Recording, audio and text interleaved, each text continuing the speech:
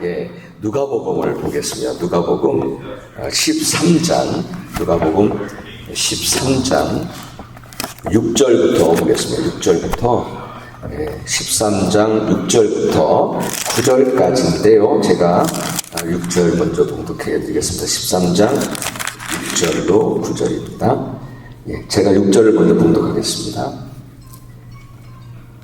예.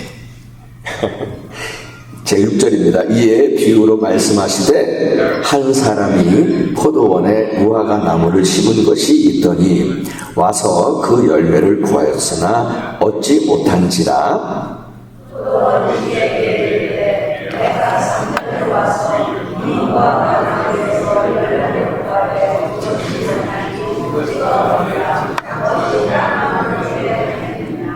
대답하여 이르되 주인이여 금년에도 그대로 두소서.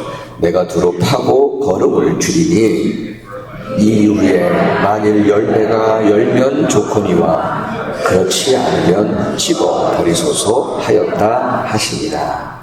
아멘. 아멘.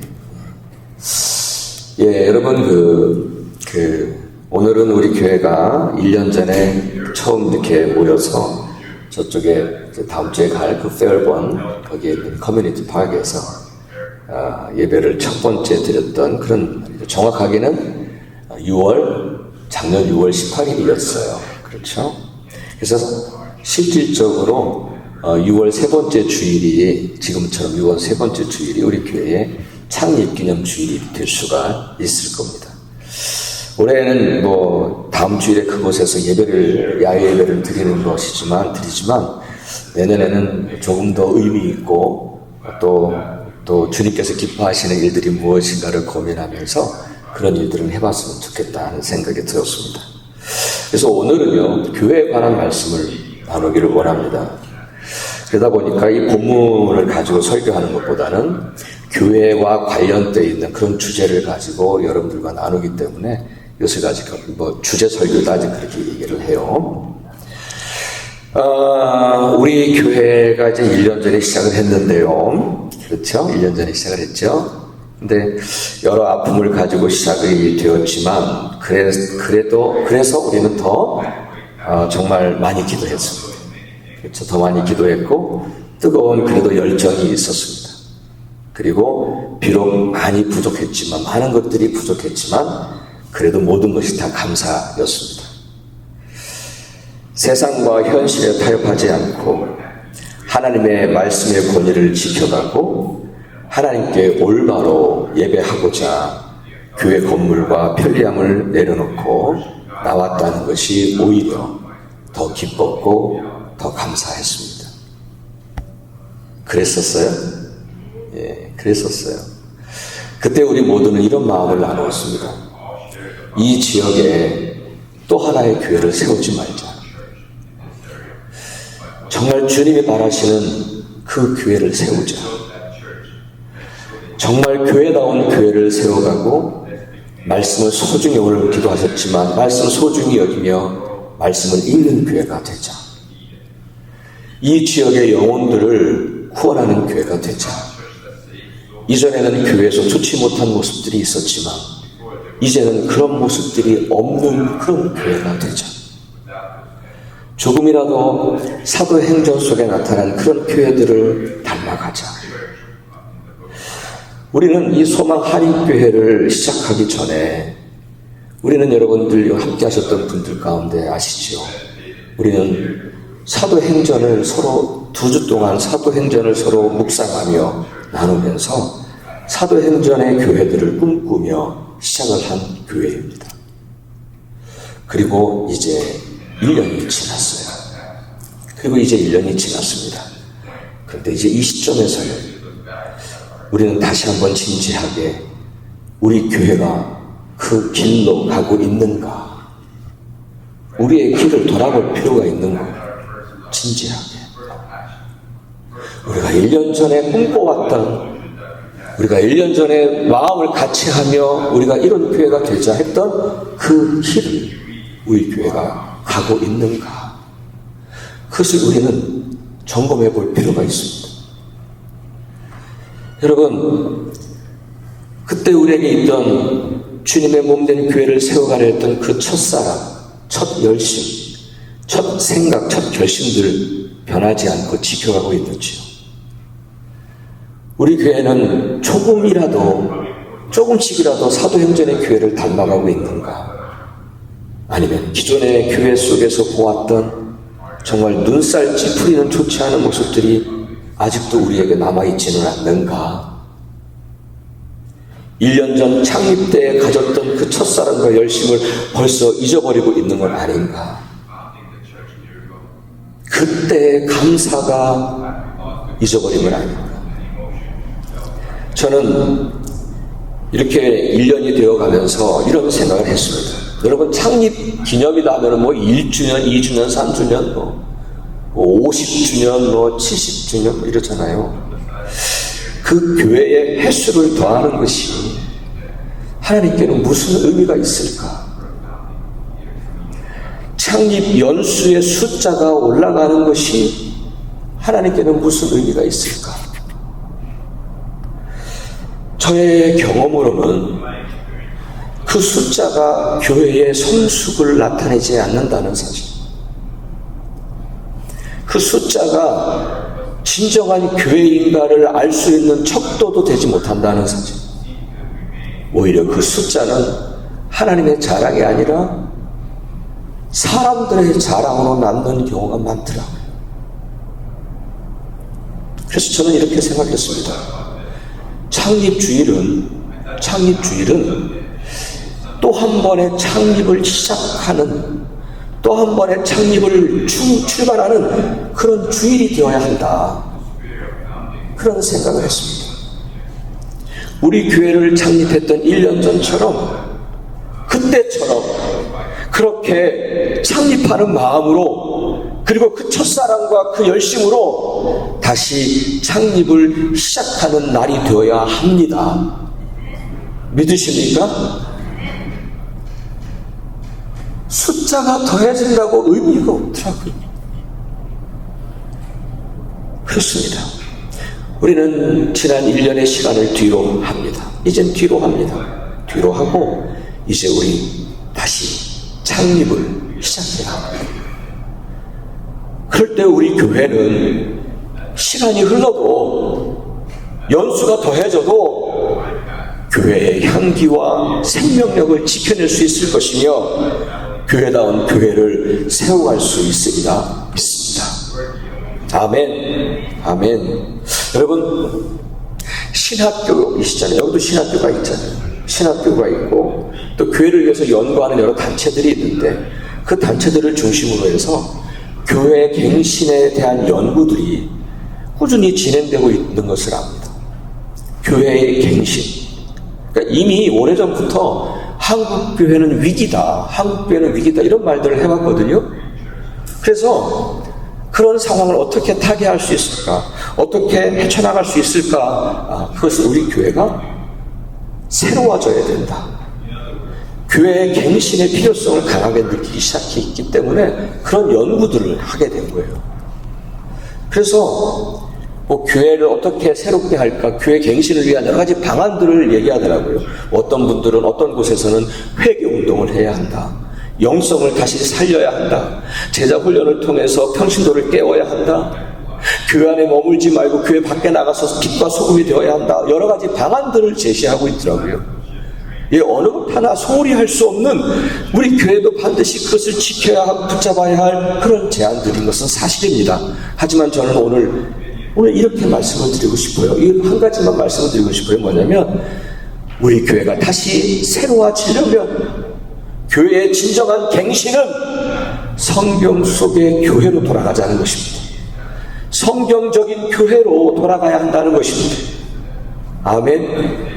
그게 진정한 교회의 갱신이라는 겁니다.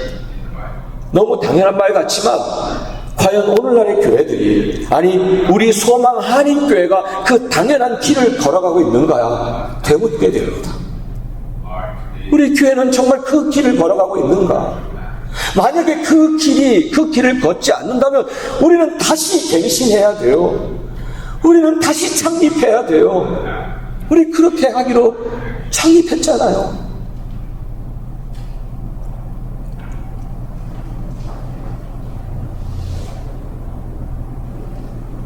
여러분, 우리 교회가 다시 새로워져야 할 줄 믿습니다. 아멘. 우리는 가던 길을 돌아볼 때가 필요해요. 저는 그것이 창립기념주일이라고 믿습니다. 우리가 지금까지 꿈꿔왔던 그 교회, 우리 주님이 기뻐하시는 그 교회를 걸어왔는지 우리는 이날 뒤를 돌아봐야 할 필요가 있는 거예요.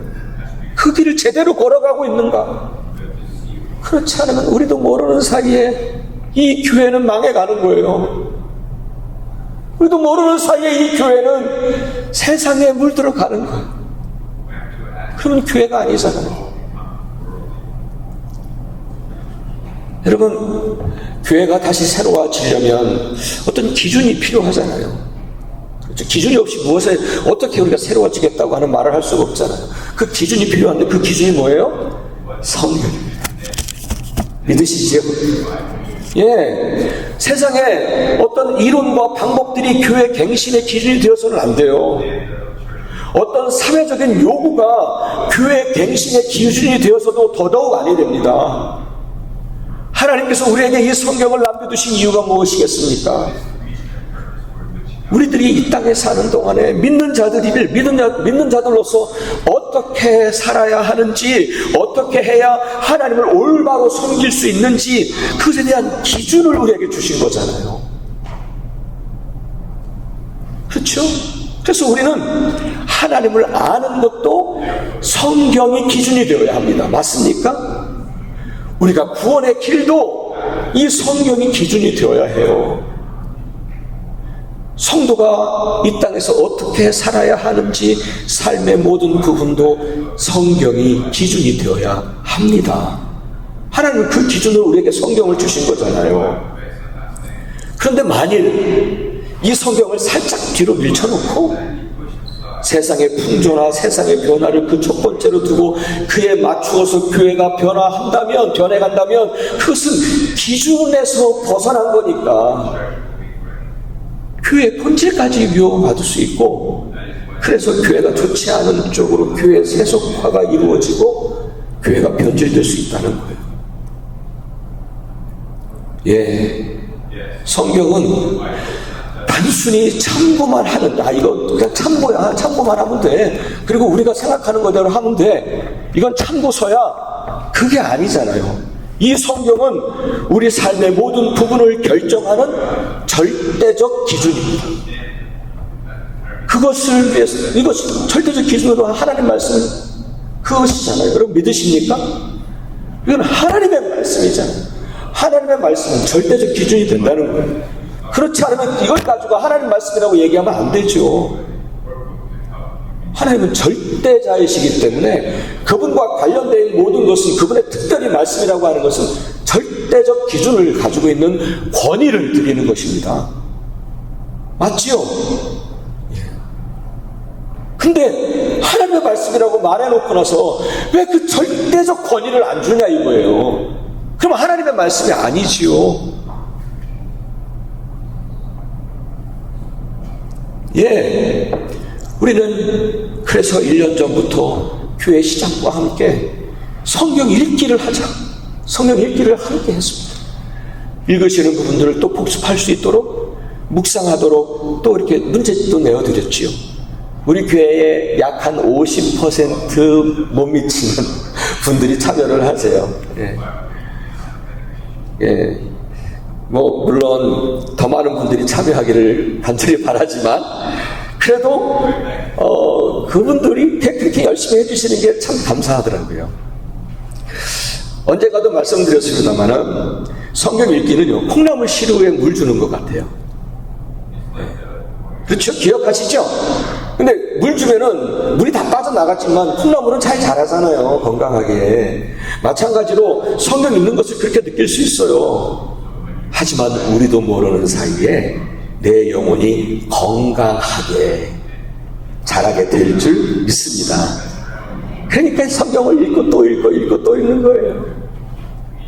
사랑하는 여러분, 우리 교회는 지난 1년 동안 참 아름답게 성장해 왔어요. 목사인 저도 우리 교회 모습을 보면 참 행복했어요. 사실 저는 우리 교회가 시작할 때 우리 교회가 이런 교회가 되리라고는, 이런 교회로 1년을 지내오리라고는 생각을 못했어요. 그래서 저는 생각지 못했던 은혜였어요. 하지만 우리는 오늘 우리 교회가 또다시 창립한다는 그런 마음으로 돌아가야 할 줄 믿습니다. 그래서 우리 교회 다시 새롭게 해야 할 필요가 있어요. 왠지 모르게 지난 1년을 걸어왔지만 왠지 좀 부끄러운 부분들도 있어요. 우리가 정말 처음에 꿈꿔왔던 그 교회를 원하는 그 길을 걸어갔는가, 좀 부끄러운 부분도 있는 것 같아요. 그러니까 우리는 다시 새로워질 필요가 있습니다. 아멘. 그럼 어떻게 해야 할까요? 답은 하나잖아요. 앞에 부분에 말씀드렸듯이 다시 성경적인 교회로 돌아가자는 거예요. 성경 속에서 보여주신 그런 교회의 모습으로 돌아가자. 그 거룩한 열망을 함께 오늘 가지고 우리 다시 시작하자는 겁니다. 아멘. 다시 시작하자. 그러면 사도행전에서 보여주신 교회들의 모습은 어떤가? 저는 한 세 가지를 간단하게 여러분들께 그 특징을 말씀을 드릴게요. 무엇보다도 먼저 빼놓을 수 없는 게 뭐예요? 사도행전 속에 나타나는 교회들은요, 성령 충만한 교회였죠. 그럼 믿으시죠? 코퍼스 성령 충만한 교회였어요. 그래서 오순절 성령 강림이 된 다음에, 성령님이 충만하게 임재하신 이후에 초대교회는 어떻게 됐냐면 기도에 힘쓰는 교회였고, 모이기를 힘쓰는 교회였고, 서로 모여서 예배하는 공동체였고, 흩어져서는 담대하게 예수가 그리스도이심을 증거하는 예수의 증인들이었어요. 이런 모습들은 성령님이 충만하게 임재해 주셔서 교회를 그렇게 이끌어갔던 겁니다. 아멘. 교회를 그렇게 이끌어간 거예요. 성령님이 성령 충만해서. 그런데 또 교회 안에서 성령님은 성도의 교제 가운데서도 역사하셨어요. 그래서 성령님께서는요, 성도님들의 마음을 감동하셨어요. 서로 하나 되라고, 서로 용서하라고, 서로 감싸주라고, 서로를 위로해 주라고, 그렇게 성령님께서 감동해 주셨어요. 그런데 초대교회 성도들은 그 성령님의 감동하심에 순종했던 거예요. 그래서 서로 자기의 것들을 아낌없이 나누며 그렇게 아름다운 사랑의 공동체를 이룰 수 있었습니다. 아멘. 사랑하는 여러분, 지난 1년 우리 교회를 돌아보면 우리는 모임 때마다 열심히 모이셨어요. 새벽 기도에도 그렇고요, 수요 성경 공부도 그렇고, 주일 예배도 열심히 모이셨어요. 물론 다 모이신 건 아니에요. 그래도 정말 열심히 하셨던 분들이에요. 저는 개인적으로 몇 명이 모이느냐 그게 별로 중요하지 않아요. 그게 별로 중요하지 않아요. 하지만 제가 경험적으로 볼 때, 여러분 이 말씀은 좀 드릴게요. 경험적으로 볼 때에 모이기를 힘쓰는 교인, 모이기를 힘쓰는 교회가 아무래도 영적으로 더 견고해지더라고요. 그렇죠? 그것은 부인할 수 없는 사실이더라고요. 그래서 사도들은 초대교회를 향해서 모이기를 힘쓰려 하셨던 것 같아요. 사랑하는 여러분, 지난 1년 정말 이렇게 우리는 감사하며 지내왔어요. 감사하며 지내왔어요. 그런데 이제 우리는 다시 시작해야 합니다. 다시 시작해야 합니다. 정말 우리 교회가 성령 충만한 교회, 마치 성령님께서 초대교회를 막 이끌어 가셨던 것처럼 그렇게 우리 교회도 성령님이 이끄시는 그런 교회가 되기를, 그리고 성령님께서 성도님들의 마음을 막 감동하셔서 아름다운 사랑의 공동체를 이루셨던 것처럼 우리도 그 성령님의 감동하심에 순종해야 할 줄 믿습니다. 우리 그거 다시 시작해야 합니다. 다시 시작합시다. 아멘. 두 번째 특징은 뭐냐면, 사도행전에서 나오는 두 번째 특징은 뭐냐면, 초대교회는요, 세상과 구별된 교회였다는 거예요. 여러분, 교회라고 하는 히라보 원문은 에클레시아라고 되어 있습니다. 에클레시아. 그것은 어떤 의미를 담고 있냐면, 세상 속에 있지만 세상에서 불러낸 사람들이라. 그러니까 초대교회는 이렇게 세상 속에서 있지만 세상과는 구별된 모임이었어요. 그런 교회였어요. 이거 매우 중요한 성경적인 교회 모습이에요. 이것이 구별된 모습이에요. 여러분, 구별이라고 하는 것은 거룩과 같은 의미인데요. 이 거룩과 구별은 교회의 생명입니다. 다시 말씀을 드려서 겉은 교회 건물이지만 그 속의 모습이 세상과 구별이 안 된다면, 세상과 구별이 없다면 그것은 교회의 생명을 잃은 겁니다. 교회의 생명을 잃어버린 거예요. 껍데기만 교회인 거예요.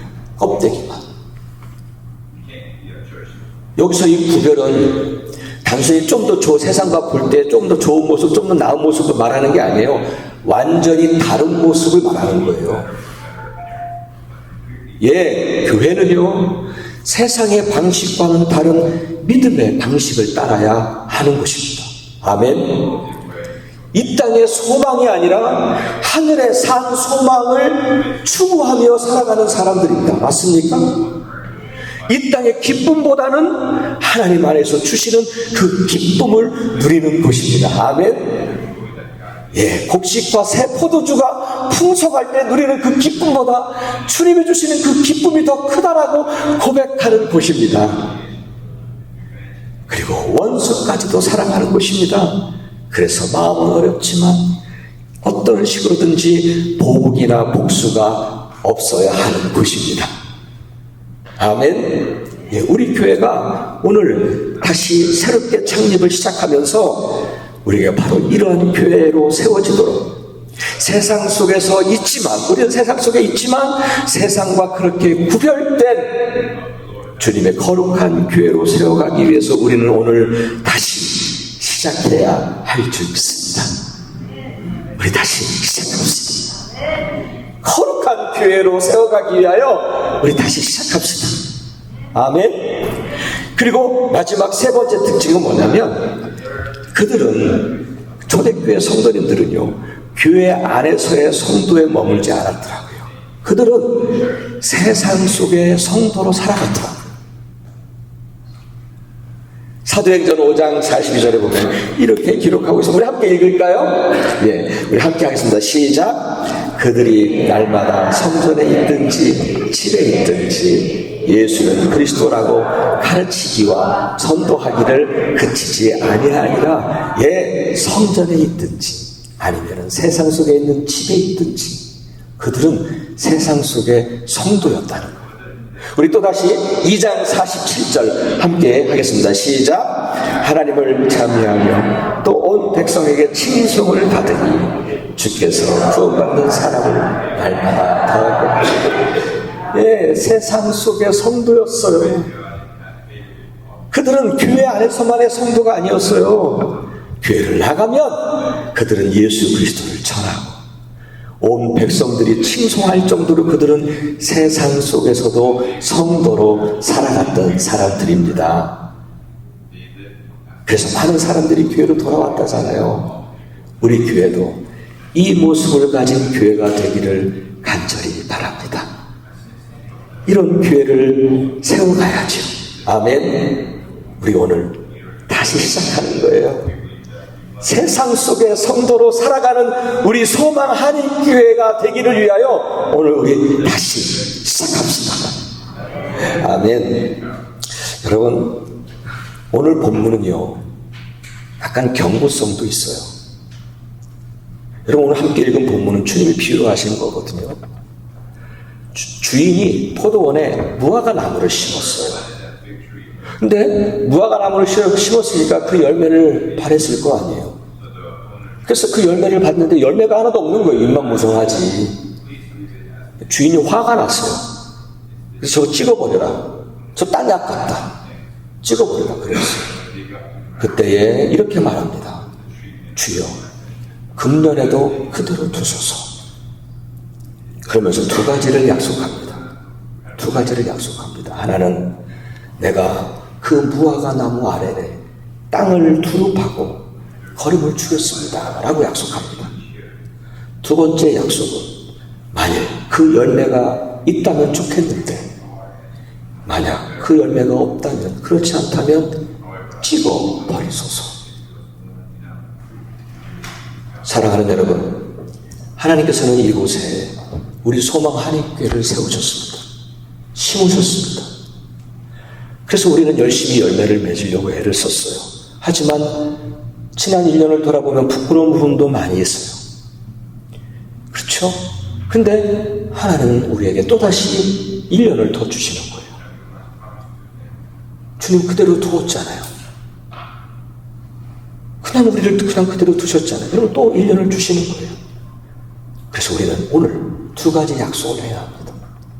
하나는 우리 소망 한인교회가 친정한 주님의 몸된 교회로 세워가기 위하여, 성경적인 교회로 세워가기 위해서 내가 땅을 두릅하고 걸음을 주겠습니다. 약속하셔야 합니다. 여러분, 약속하시겠습니까? 약속하시겠습니까? 두 번째 약속. 만일 우리 교회가 주님이 찾으시는 열매를 맺지 못한다면 찍어 버리소서. 만일 1년 뒤에 우리 교회가 혹이라도 더 이상 교회가 아니라 그냥 입만 무성한 종교단체가 되거나 그냥 조직만 남는다면, 변질된 교회라면 찍어 버리소서.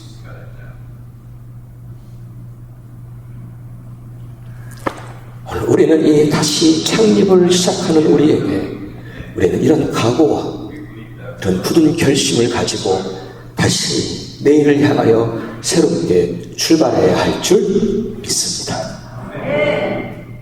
이제 마무리합니다. 지난 5월에 셋째 주일에 점심 식사를 다 마친 후에 그날 말씀을 전해주신 분이 누구신지 기억하세요? 조영진 감독님을 지금 말씀 전해주셨잖아요.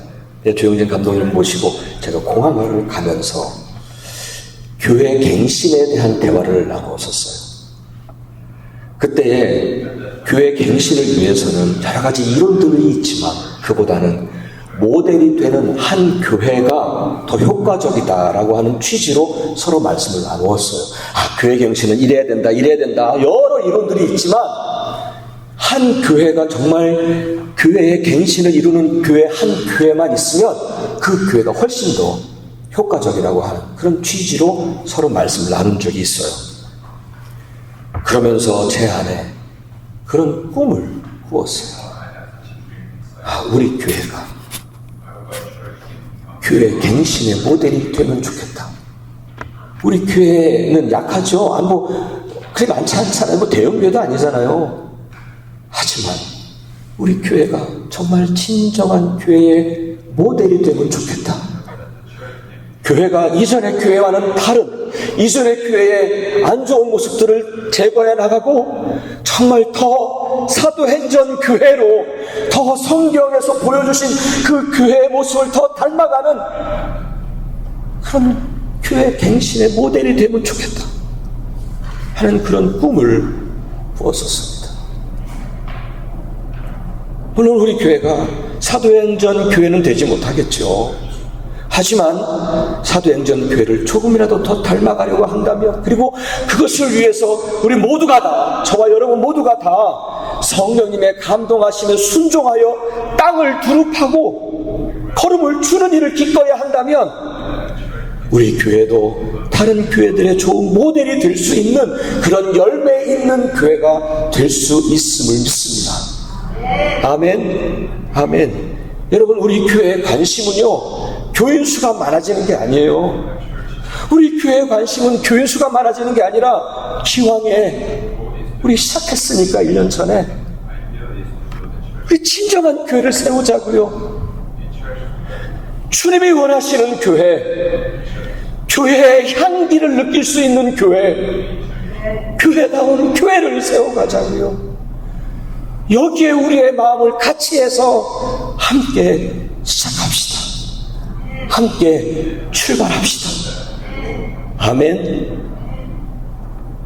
아멘.